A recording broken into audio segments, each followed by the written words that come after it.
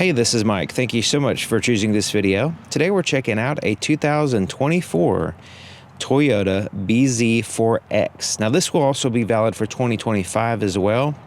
Now this is the front wheel drive limited trim. So it's the front wheel drive version in the limited trim. It also has a few upgrades, which I'll show the window sticker at the end of the video so you can see everything and how they tally up and all the additional features it has. This vehicle is sitting on 235/50 Bridgestone tires wrapped around 20-inch alloy wheels with a gloss black finish. It also has four-wheel disc brakes with ventilated rotors on all four wheels. The name of this color is Supersonic Red, and when I first saw it I was like, wow, that is a really nice paint job. You know, the paint, the color, and the contrast with the gloss black and stuff just look really impressive. It has this little space right in here. It's kind of neat. And so it's not like a panel gap or anything. That's the style, kind of separating this red piece right here. And then this is like a gloss black or a really dark gray. It's kind of hard to tell. But yeah, it looks pretty cool. It's like a two-tone paint with the black roof, black there on the hood, and then you have the black accents here on the front. And since this is an electric vehicle, this is mostly enclosed. You do have some cooling there at the bottom, but it's mostly enclosed. But it has the camera offset for some reason. Just one of those things that kind of annoys me that it's not in the very center. It's integrated well. It's just not in the center. It's like offset. So there's airflow there on the sides, parking sensors up here. Now, if you see, the headlights are the same as the Solterra, and if you want to check out my night video on the Subaru Solterra, it's the same lighting system as this vehicle. So the bZ4X and the Subaru Solterra is basically the same vehicle. A little bit of design differences exterior-wise, but other than that, it's basically the same vehicle. So yeah, pretty interesting, that two-tone paint. But yeah, it looks really good. You know, when I first saw it, I was like, man, is this ceramic coated or something? This looks really glossy, shiny, and just look good to my eyes. Has body colored handles and gloss black features everywhere. Has a little chrome strip up here. It has a roof rail as well. And it has a glass roof, not a sunroof.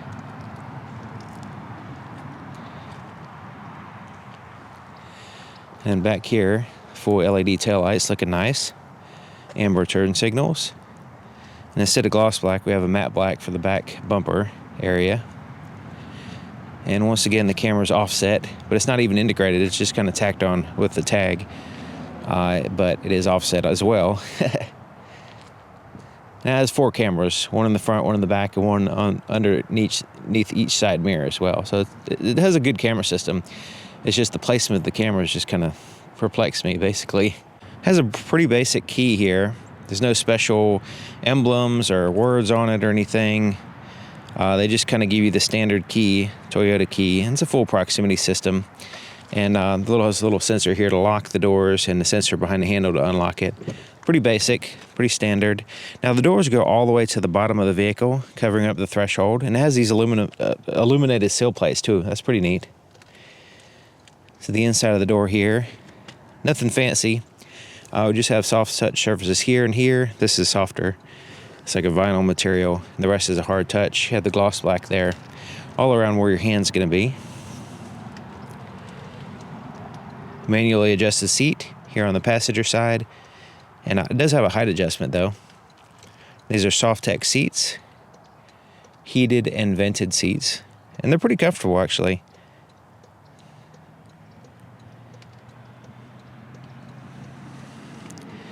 It has a little pass-through here with a USB-C and a 12-volt power supply, something that the driver and the passenger can use.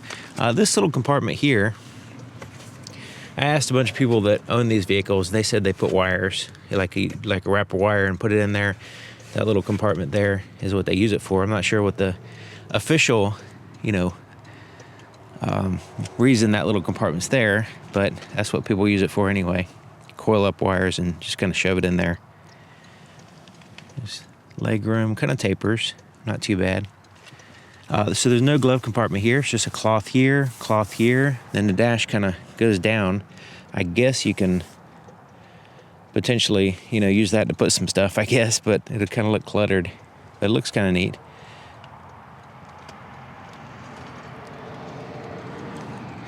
And once again, this is just a glass roof. And it looks like a dual pane, but it's actually one big pane that's connected here. So I can put my hand above this little center piece right here. And I don't know if you can see that, but it's just one big pane. For some reason separated. I'm sure there's a good reason. So getting in and out of the vehicle is no problem. I mean, the seat height is perfect. Just to like get in and out is great. And you're not bumping your head. There's plenty of headroom. The swing of the door is good here in the front. Here in the back, the swing of the door should be a little bit better, a little bit more out, in my opinion, but as it is, it's okay.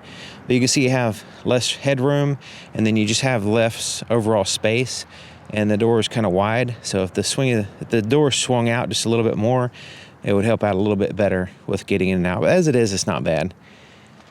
Basically the same style here in the back. It's just that vinyl material. The back door, nothing fancy once again. This is cool. It has a almost completely flat floor. There's mat pockets on the back of both front seats. Armrest with cup holders. Nice and soft. Has a little storage compartment there. The car seat attachments are right here, easy to get to. Very simple solution there. Effective as well. Climate control vents here, USB-Cs, and heated seats back here. 3-stage heated seats.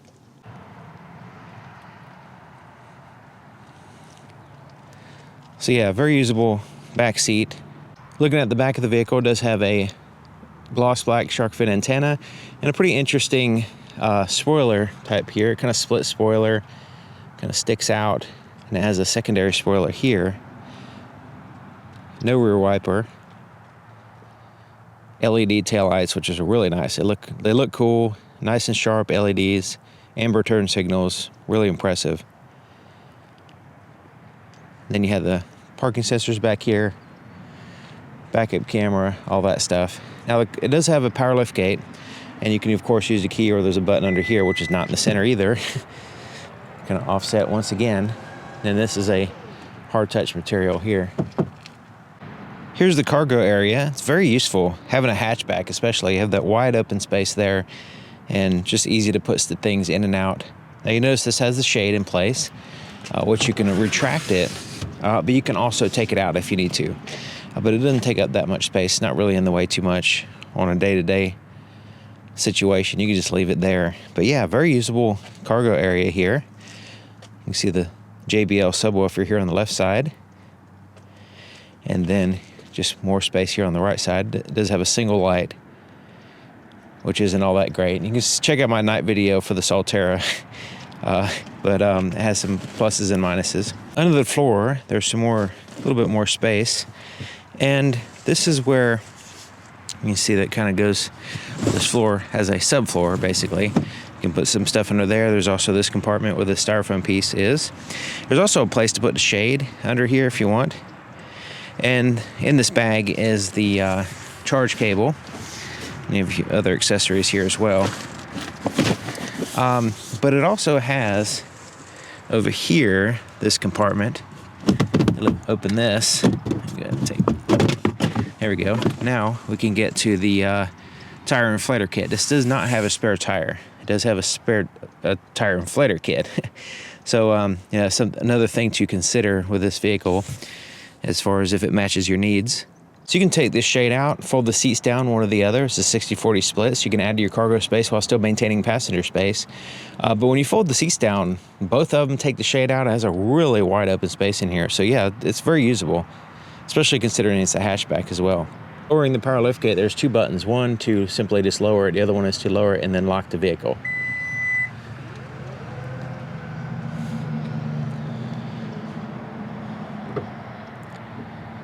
The charge port location is right here in front of the driver door, and it's pretty neat because you have the door, but then you have these secondary little kind of dust covers, and they open up independently. So the top one is just your normal level 2 charger, and then the secondary one is for the fast charger, DC fast charger.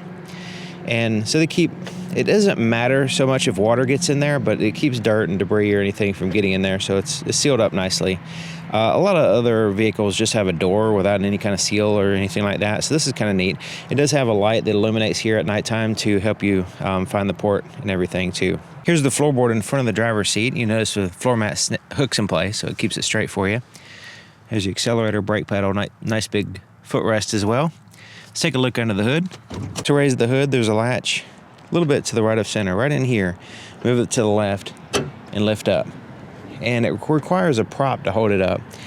There's the prop, and it swings down. And there's actually two locations here. There's oval holes there. You can have it higher or lower position.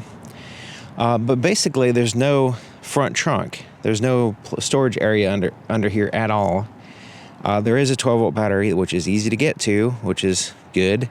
But there's no compartment to put a charge cable or anything like that. It's just basically, you know, like a gas car would have, you know, just stuff that you don't mess with. Really, the only thing you would do is put washer fluid here. But yeah, it's sealed up and quiet. I mean, there's no engine running or anything, so, you know, it does have a insulated firewall and stuff like that. But and also the suspension towers are braced together across from one side to the other. But yeah, washer fluid and potentially accessing the 12-volt battery. Those are the main things that you would do under here. No compartment though.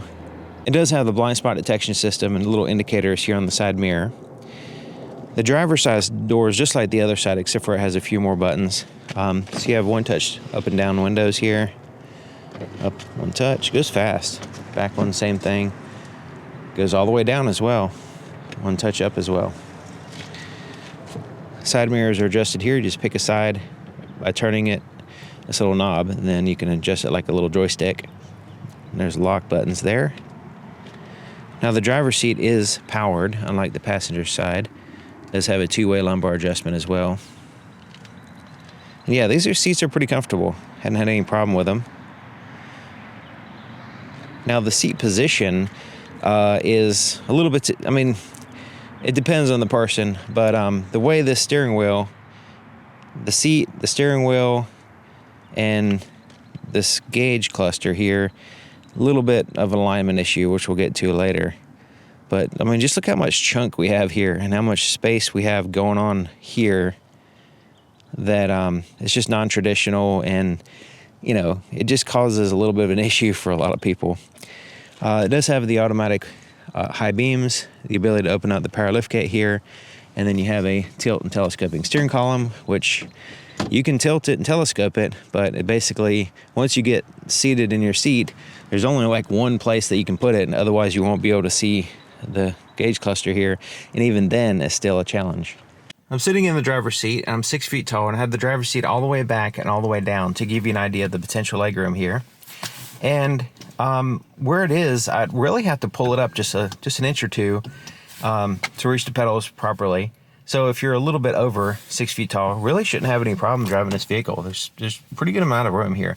Legroom here on the sides is fine, and yeah, it's not really an issue. I mean, it's not like super roomy or anything, but it has adequate room. And the footrest is good, and you know, the overall seating positions is good for me anyway.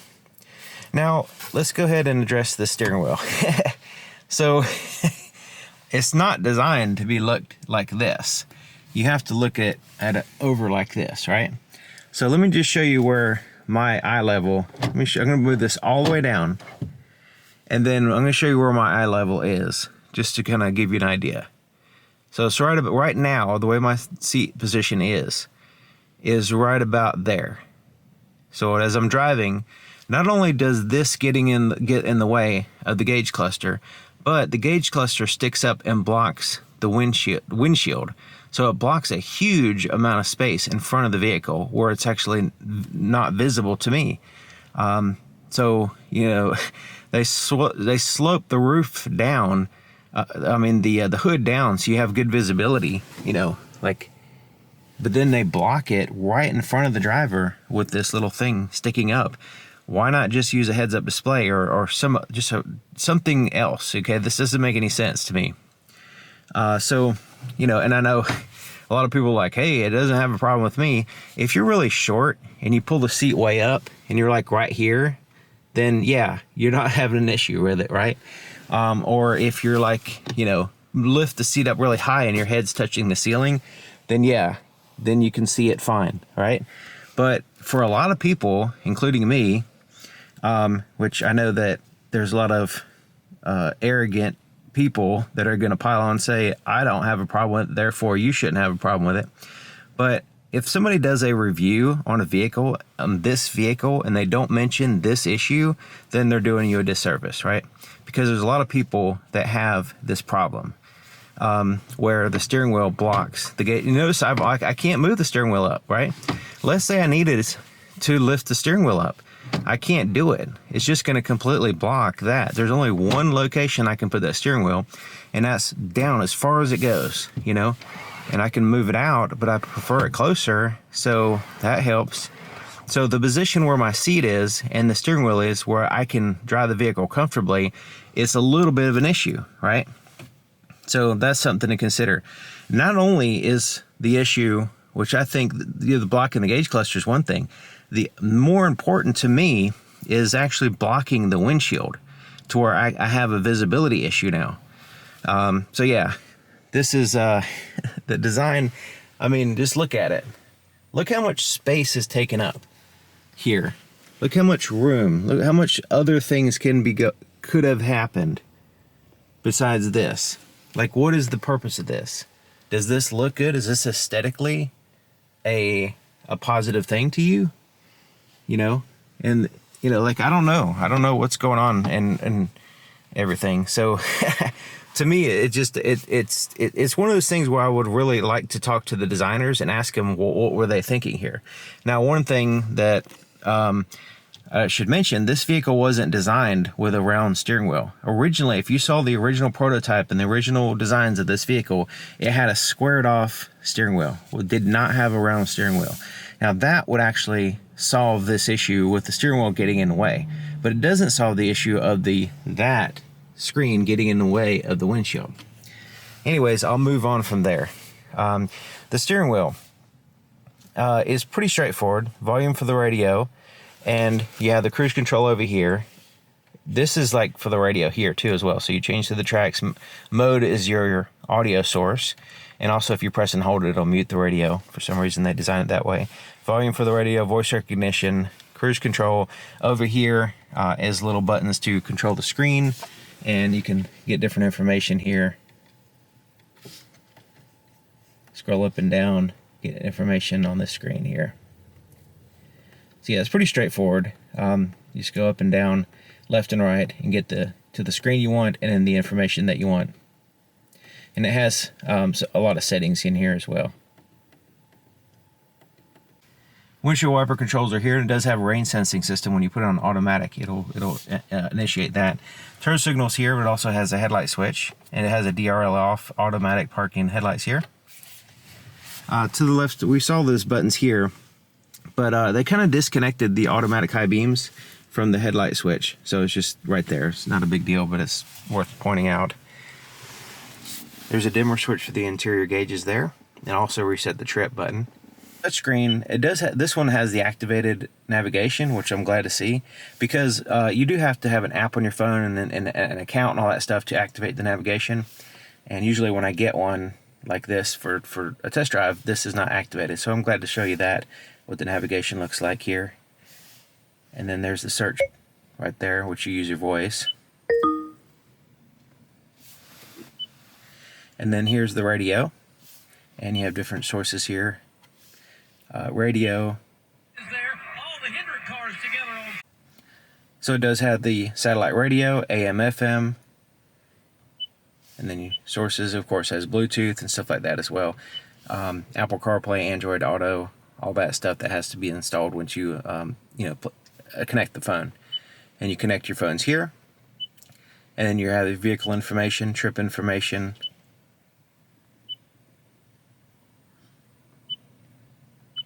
charging schedule, which you can set it up to charge at certain times. Like if you have a discount late at night or something, you can have it charged, you know, on a schedule instead of immediately when you plug it in. And you have different alerts here.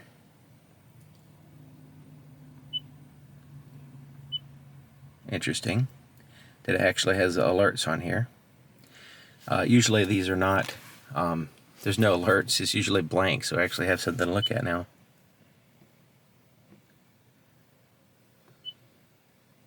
Brake system, smart stop system. Interesting. All right, so now we have the settings. There's a lot of settings in here, huge amount of different settings that you can go into. And you see this is the profile that it's logged in. Toyota Miami is what it's logged into.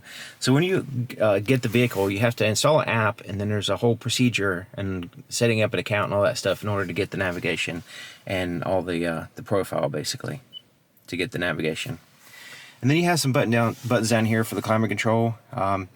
And let's go ahead and turn it on so you can see what's going on. Temperature here, fan speed, where you want the air to blow. It does have an automatic function, an eco function, heated seat, ventilated seat, heated steering wheel, which have an automatic function, which is nice. Front and rear defrosters. So there's the front, there's the rear. You can sync the temperatures here as well. The volume, turn the radio off. Now it doesn't have a volume knob. Let me just turn that off because I don't need it right now. And then your four-way flashers are here. This is the start button. When you get in the vehicle with the key, push the button, it'll start up, ready to drive. Of course, there's no engine to start, but it'll show you that it's ready. So right here is the shifter, and you have some buttons around it. So this is a one-pedal drive button.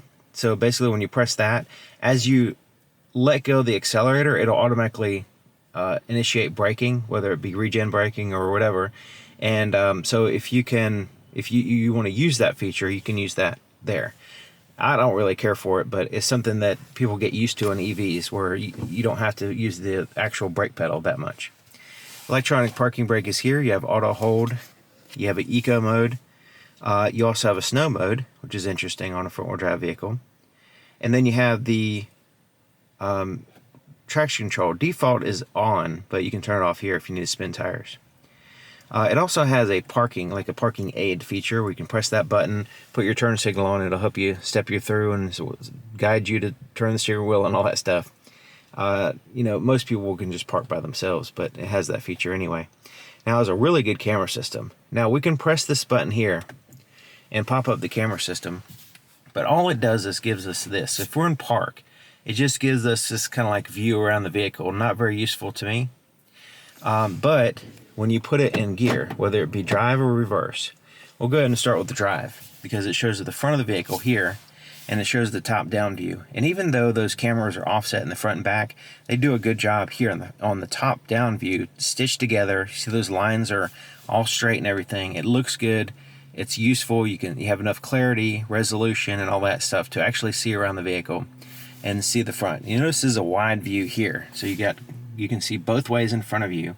If you're pulling out of a parking space that has limited visibility because the car is next to you or blocking your view, you can actually see both ways, and that's why it's kind of stretched out looking. But yeah, you also have these active guidelines as well that'll pop up as you go forward and drive. You can see right there these lines. So turn the steering wheel, you can see what's going on there. Another cool feature is it has this automatic function. So as you slow down, like under 10 miles an hour, I think it is, it'll automatically pop up the screen if you want to like nail the parking spot or just general look around the vehicle as you're getting slow into getting close to things or whatever. I like that feature. It just comes in handy. So let's go ahead and put it in reverse now. So reverse will give you more guidance here as far as lines, and they are active on this model. And you have a center line as well, because it does have an offset camera, so it's not, you know, you can see the tag and stuff. They kind of tacked it on back there, but what really drives me nuts is it has a beeping noise inside the vehicle when you put it in reverse, and it will not turn off. Also, there's an exterior noise, which that's like mandated by law, but for some reason we have like this beeping noise every time I put it in reverse. So yeah, not fun. But yeah, the camera system's good, and we can turn on or off the the guidelines if we want. We can also have a more linear view here in the back if we need it, or a more wide view. But yeah, let's go ahead and get out of reverse because that beeping noise is terrible. And the way you use this shifter is pretty straightforward. You basically push down and turn to the right to go to drive. Push down and hold it to go to neutral. Push down and left to go to reverse. And then to put it in park, press that button there. This is a glossy surface which could, you know, glare the sun in your eye sometimes. It's not a huge deal, but it is an issue sometimes. It has a wireless charger here and a USB port as well. Here's the cup holders, and it's kind of deep in there, but it's fine. I mean, if it has a shallow, if you have like a small cup, then it's sometimes an issue, but most people have like these humongous cups now. And then we have that armrest, kind of like rubbery soft, I guess. Not super, doesn't feel like a pillow, you know, it feels kind of like something else, but it's soft anyway.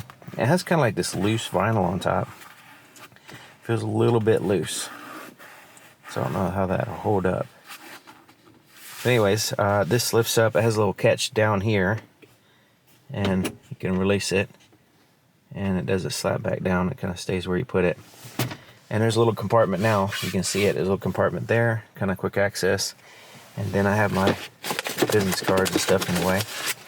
And it has a kind of a shallow compartment here, but you can pull this out, just kind of like a tray with a felt lining in the bottom. It's kind of deep tray too.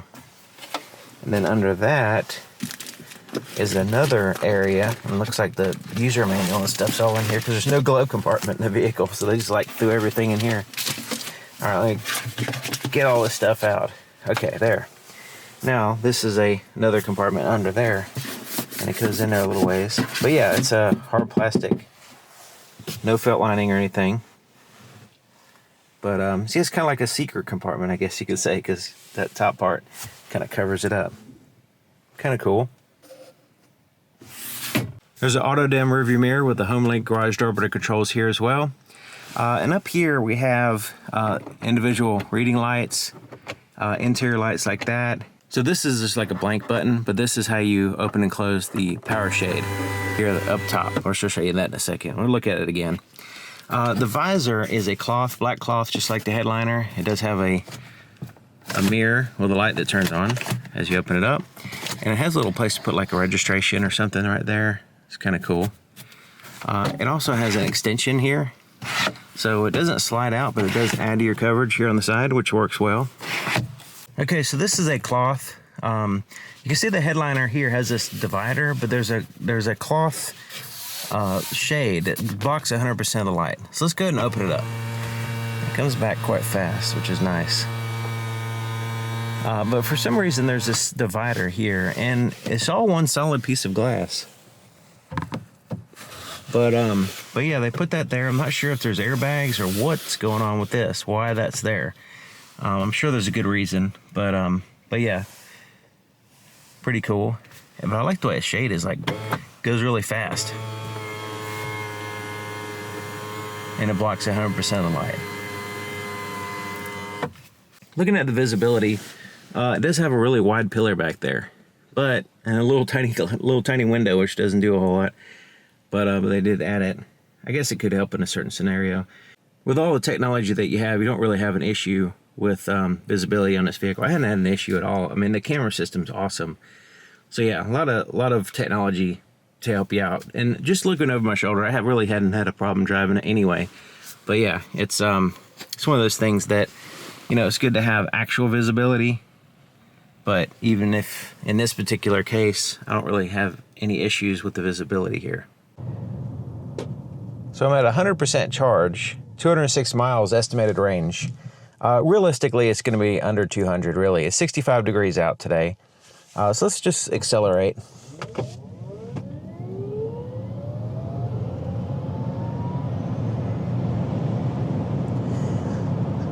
So it's one of those EVs that's not, you know, breakneck speed or anything like that, but it does give you a strong acceleration. And there's no, you know, gears shifting, there's no revving. It just gives you that linear acceleration. It feels good. and it is, not dramatic or anything like that. So as far as the acceleration and the power, it's fine. It's like 200. It's a little bit over 200. It's like 204 or something like that horsepower. And I mean, for an EV, it's really designed to be more efficient than it is to be being like a speed vehicle. Some EVs, they kind of take advantage of the fact that they can get that really fast acceleration. This one doesn't really do that. It just kind of gives you a normal acceleration, a little bit more responsive, pedal and everything, because it's EV. You can get that responsive pedal. But yeah, that's not really an issue with this vehicle. It does have a fairly quiet ride other than wind noise. It's not super windy today, but I do hear a lot of wind noise. The road noise is nothing really. There's no engine, so there's no engine noise. So yeah, it's fine as far as that.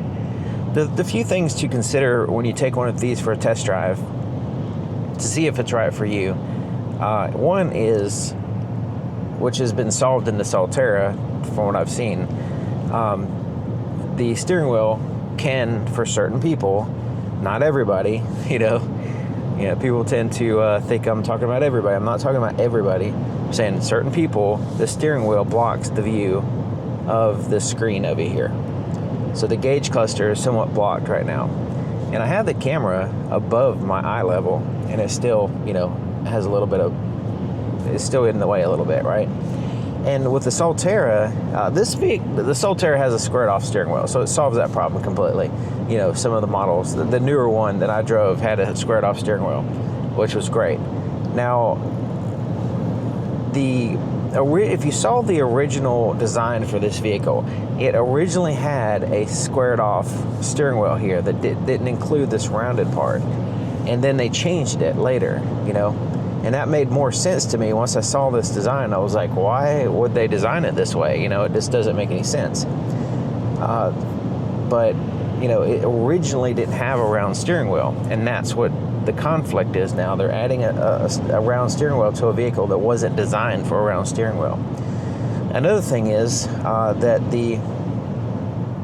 that little screen up there, this replacement for the gauges, it extends up quite a bit from the dash into the windshield.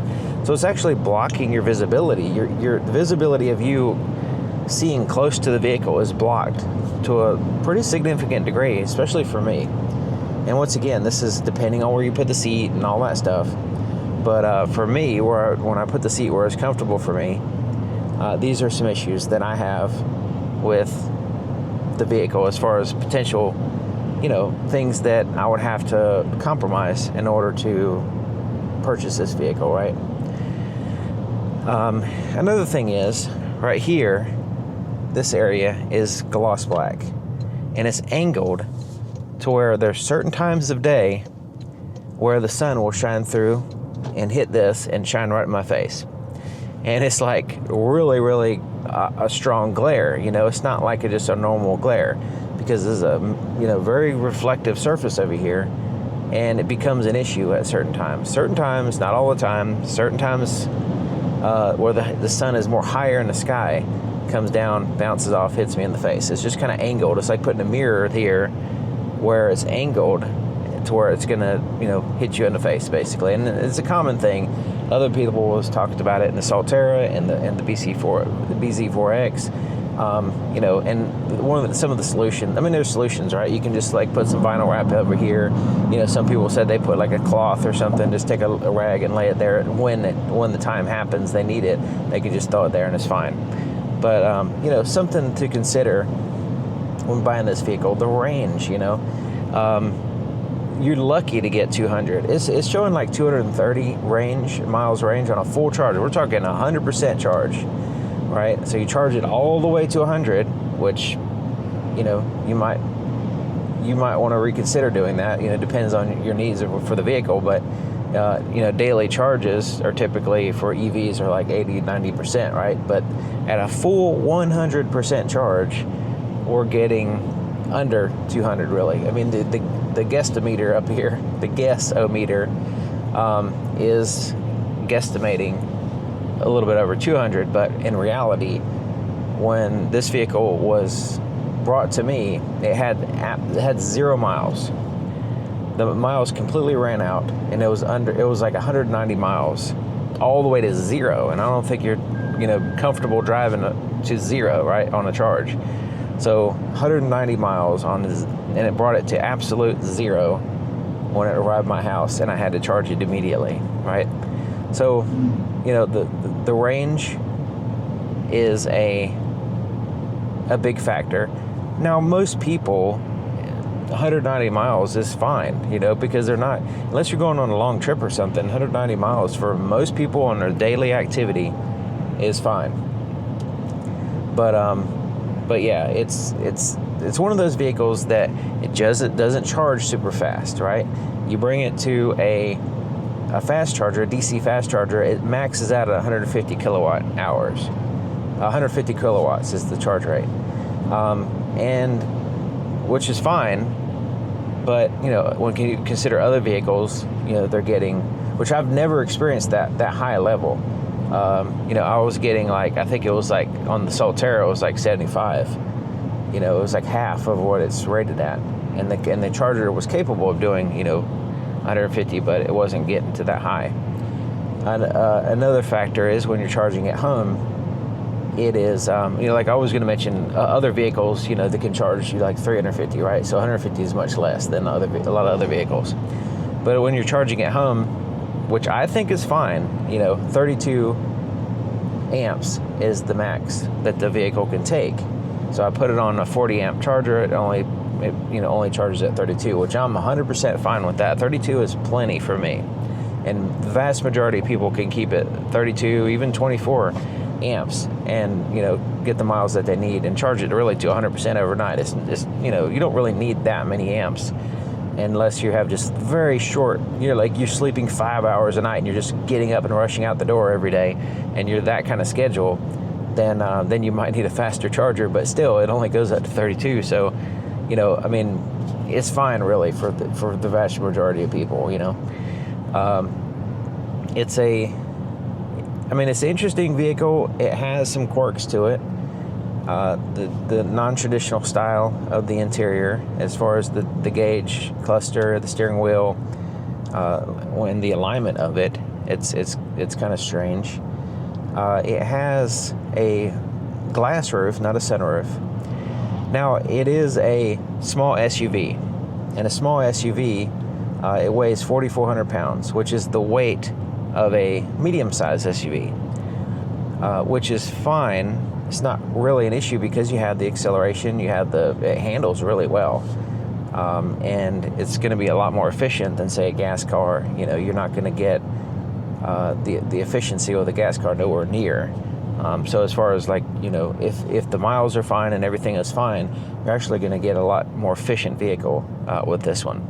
It's a front-wheel drive vehicle, and it handles really well, other than a little torque steer when you're really accelerating fast and cornering really.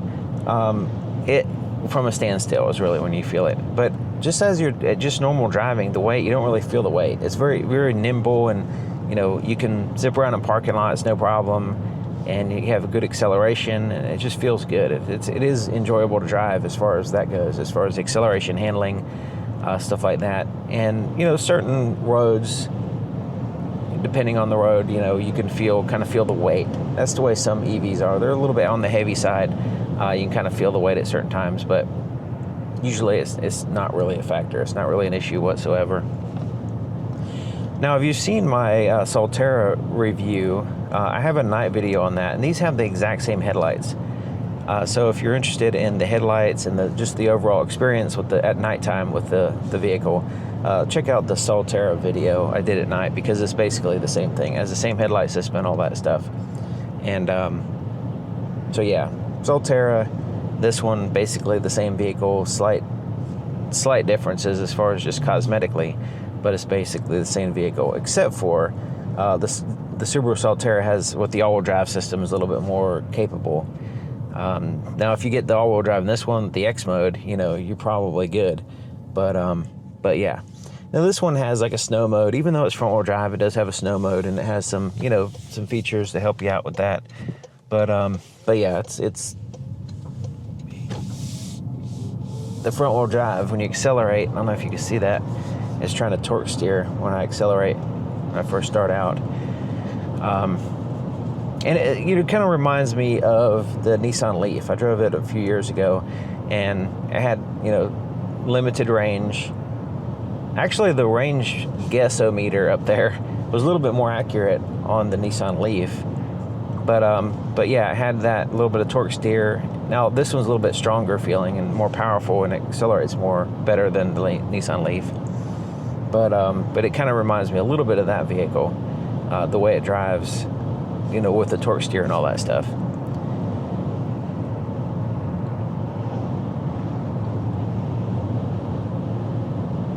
I don't know if you can hear it. The wind noise is pretty significant. I got the windows up and everything.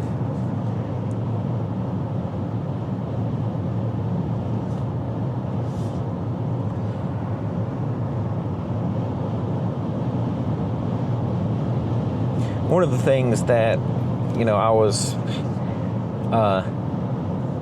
with the Solterra, and this one has the same thing, is that the volume doesn't have a volume knob, right? It has buttons over here, and it has this little toggle switch over here, which is fine, but I would prefer if this toggle switch had a mute button. Now, I understand that you can press and hold the mode button to mute the radio, right?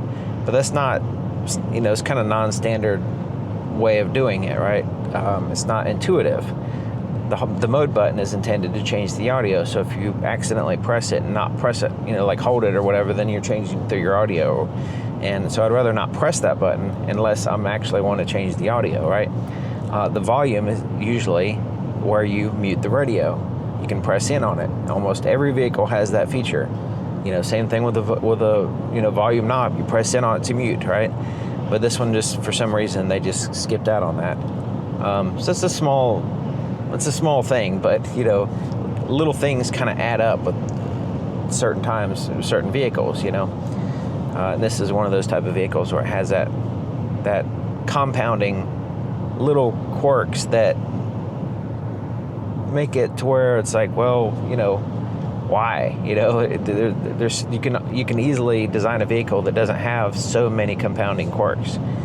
Why does my visibility have to be limited here in the front? You know, we're talking, I have to measure it, but, you know, it's probably like a good 8 feet in front of the vehicle that's cut off my visibility right there from that screen, at least 8 feet. And why is the steering wheel, you know, not the steering wheel and that screen? Why is that an issue? That shouldn't even be an issue for anybody, much less just, you know, some people, right? And, you know, why is the mute button not in the normal spot? Why does it have to be encrypted behind this? You have to like read the user manual to find out that this button is actually the mute, but you have to hold it, and the default is to change to the audio source. Stuff like that. You know, the adaptive cruise control, all that's pretty standard. It does have a really good camera system, and it has a another quirk is that, you know, this navigation system, you do have to have an app on your phone to activate it and all that stuff, and you have to agree to a lot of privacy statements and things like that in order to activate it, right? It's just not a feature automatically on the vehicle when you first get it.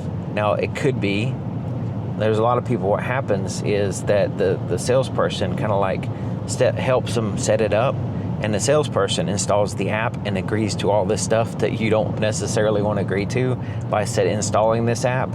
And then a lot of people don't realize that they have, you know, they have agreed to a lot of privacy, compromises. Yeah, that's a lot of privacy compromises and potential legal things that they didn't know they were agreeing to when they just trying to put their navigation on the vehicle that they bought, right? So that's something, another compounding thing that has to be considered, right? There's a lot of people that buy this vehicle right here, this and the Solterra, and they're 100% happy, and I understand that, you know. But the people that are shopping, there's things that they don't tell you in the commercials, and there's things that they don't tell you in, other reviews. They mostly talk about, a lot of specifications and comparing it to other vehicles and stuff. And, there's like, when I see other sources of information on these vehicles, there's these huge glaring holes in what they're trying to tell you. And, that's where I want to make a video that's kind of like, filling in those holes, because that way you're fully informed, you have a better idea of what your experience is going to be like. Now, the fact that it's an EV, for some people, that is a little bit, it's just weird, it's different, right? And there's a lot of huge amount of negative information passed around about EVs that's completely false. And as long as you understand what you're getting into, EVs are perfectly fine. Like me personally, I would prefer to drive an EV over just about any gas car. Once you get used to driving, once you get the experience of driving EV, it's just so, satisfying. It's just a more satisfying experience driving. Without all the shifting and revving and rev shift, right? Or whatever. There's so much that basically spoils you when you drive an EV, and then you get back into a gas car. You're like, oh man, the acceleration, the noise, the shifting, rocking, going to the gas station, right? All that kind of stuff, getting oil changes and all this stuff. A vehicle like this, you literally just plug it in at night, and you never have to go to a gas station. You never have to go to a charge station. People think that the charge station and the gas station is like the same thing. No, they're only used for long trips. You're not going to a charge station. That's not a normal thing unless you're going on long distance trips. You're going out of state or something, and then you go to a charge station. Typically, you charge at home. And if you can't charge at home, don't buy an EV. Just get a regular gas car. If you can't charge at home, that's my recommendation. If you can't charge at home, just get a gas car until you're in a situation where you can plug in at home, and then you can consider EVs as an option. Then it's like a huge inconvenience if you don't have the ability to charge at home, right? And all it is really is a 220 outlet. It's not like this magic thing, right? It's just a 220 outlet. That's all it is. But not everybody has access to a 220 outlet. Your electric range or electric dryer, your hot water heater, if it's electric, is 220. 220 is every house has it, but do you have access to it, right? Like, is it near your garage or next to your house or somewhere where you can actually reach the cable and plug it in? So if you don't have that capability, or you don't want to spend have an electrician put one in or whatever, then just get a gas car, And so yeah, it's real simple. I mean, me personally, I would probably, my driving all these vehicles, I would either get an EV. In my case, I could definitely get an EV because I could charge it every night, and the places I go is easily within the range of most EVs. Me personally, I would get one with a little bit more range than this one, but still, even if I did have this one, it would be 100% fine. Really, it's not really an issue. But yeah, the whole EV thing is because people just don't know anything about EVs. So they're very susceptible to negative information and propaganda and all that stuff. So, I wouldn't exclude it just because it's an EV. It's just that you have to understand if it matches your preferences, right?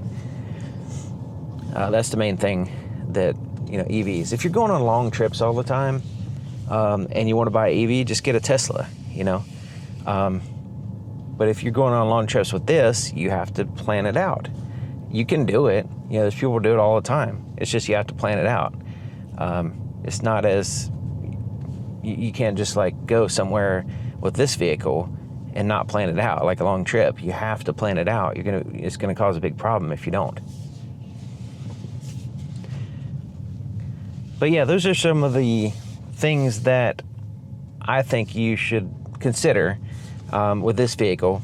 It's a good looking vehicle, and you know, it drives nice and everything. It just has a few quirks that if you're fine with, then great, you know.